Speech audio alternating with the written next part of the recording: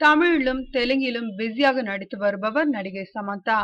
தமிழில் விக்ரம் ஜோடியாக 10 என்றதுக்குள்ள, சூர்யாவிற்கு ஜோடியாக 24, தனுஷுக்கு ஜோடியாக ஒரு படம், அட்லி இயக்கும் படம் என்று அரை டஜன் படங்களில் நடித்து வருகிறார்.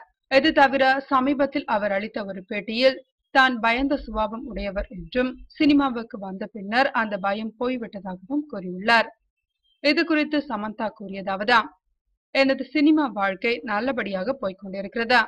இடையில் சிறிது ஓய்வு எடுத்தாலும் பட வாய்ப்புகள் குறையவில்லை. கதாநாயகர்களால் தான் நான் இன்று நடனமாட கற்றுக்கொண்டேன் என்று கூறியுள்ளார். சிறு வயதில் எனக்கு கூச்ச சுபாவம் இருந்ததா. 4 பேர் சேர்ந்து இருந்தால் அந்த இடத்திற்கு போக பயப்படுவேன். பள்ளி ஆண்டு விழாவில் நடனம் ஆடும்படி ஆசிரியர் வற்புறுத்தினார். நிறைய ஆட்கள் பார்ப்பார்களே என்ற கூச்சத்தால் மறுத்துவிட்டேன். அந்த கூச்சமும் பயமும் சினிமாவிற்கு வந்ததும் போய்விட்டதா. படப்பிடிப்பு அரங்கில் எவ்வளவு கூட்டம் இருந்தாலும் இப்போது நடனம் ஆடுவேன். முதலில் எனக்கு ஆட வராதா, ஆனால் இப்போது நான் நன்றாக ஆடுகிறேன்.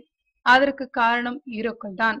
அவர்களை பார்த்துதான் நான் நடனம் ஆட கற்றுக்கொண்டேன் என்று கூறியுள்ளார் சமந்தா.